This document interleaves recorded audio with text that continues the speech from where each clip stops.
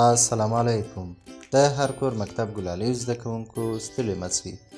د ریاضي مضمون شلم درس ته ښه راغلاست. په تېر درس کې موږ او تاسې د صفر لرونکو عددونو جمع کول زده کړل.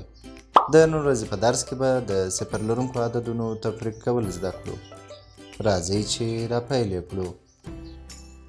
درنو زده کوونکو، لکه څنګه مو چې د یو رقمي عددونو تفریق کول او د پرلهپسې عددونو تفریق کول زده کړل، په هماغه طریقه د صفر لرونکو عددونو تفریق هم کیږي. داسې چې لومړی عدد لوړ لیکو، دوهم راکړل شوی عدد تر لومړي عدد لاندې په منظم ډول لیکو. د دویم عدد چپه طرف ته د منفي علامه لیکو. لاندې یوه فوقي لیکه لیکو او تر لیکې لاندې د تفریق حاصل لیکو. راځئ چې په لاندې مثالونو کې په عملي ډول زده کړو. لومړی مثال: له شلو څخه لس کموو.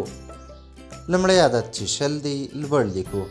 دوهم عدد چې لس دی په منظم ډول تر لومړي عدد لاندې لیکو. چپه طرف ته د منفي علامه لیکو او تر لاندې یې یوه افقي لیکه کشوو.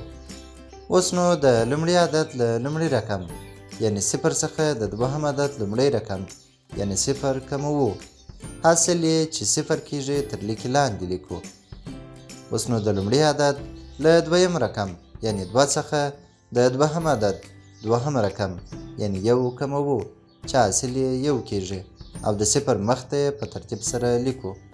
نو اوس ویلی سو چې د شل عدد څخه چې صفر لرونکی عدد دی د لس عدد چې دا هم صفر لرونکی عدد دی کم کړو، حاصل به یې هم یو صفر لرونکی عدد یعنې لس پاتې سي. دوهم مثال: یوسف او عابده له یو بل سره ناست دي. ملالۍ ورته وایي چې زه به تاسې ته یو سوال درکړم، تاسې یې راته حل کړئ. سوال داسې دی چې د مکتب د کانتین دوکاندار دوکان ته 800 دانې پنسلونه راوړل. 200 دانې ورڅخه خرڅ کړل. اوس لا څو دانې په کانتین کې ورسره پاته دي. یوسف او عابد یو بل ته وایي راځه چې حساب ورته وکړو. 800 به لوړ ولیکو، 200 به تر 800 لاندې ولیکو. چپه طرف ته به د منفي علامه ولیکو، لاندې به یو افقي لیکه کش کړو. اوس به نو د لومړي عدد له لومړي رقم صفر څخه د دوهم عدد لومړی رقم چې هم صفر دی کموو. حاصل یې چې بیرته صفر دی تر لیکه لاندې لیکو. اوس نو د لومړي عدد له دوهم رقم څخه چې صفر دی د دوهم عدد د دوهم رقم چې هغه بیا هم یو صفر دی کموو.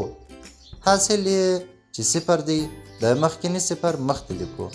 اوس نو د لومړي عدد د دریم رقم یعنې 8 څخه د دوهم عدد دریم یعنې 2 کموو چې حاصل یې 6 پاتېږي. دا 6 را اخلو، د هغه مخکینی صفرونو مخته یې لیکو. اوس نو یوسف او عابد ملالۍ ته وایي چې اوس له کانتین والا دوکاندار سره 600 پنسلونه پاته دي. ګرانو ملګرو، حمزه او روزه دغسې ناست دي. دوی ته به د صفر لرونکو عددونو یو سوال ورکړو. دوی به یې په ګډه په کورونو کې حل کړي او سبا به یې موږ ته جواب ووایي. سوال دا دی چې له 50 ډالرو څخه چې 10 ډالره خرڅ کړو څو ډالره پاتېږي. دا و زموږ د نن ورځې شلم درس.